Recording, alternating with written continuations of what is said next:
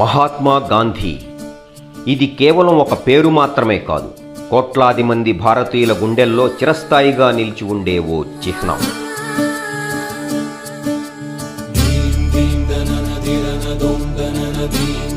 రెండు 200 సంవత్సరాల బ్రిటిష్ పరిపాలన నుంచి భారత దాస్య శృంఖలాలను అహింస అనే ఒక ఆయుధంతో తెగనరికి భారతదేశానికి స్వేచ్ఛావాయువులు అందించిన జాతిపిత మన మహాత్మా గాంధీ.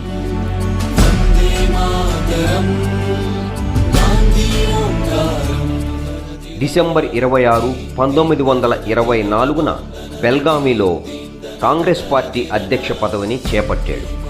ఈ చారిత్రాత్మక ఘట్టానికి 100 సంవత్సరాలు పూర్తయిన శుభ సందర్భంగా డిసెంబర్ 26న బెల్గామీలో కాంగ్రెస్ వర్కింగ్ కమిటీ సమావేశం మరియు జై బాపు, జై భీమ్, జై సంవిధాన్ అనే నినాదంతో మహార్యాలీ జరగను.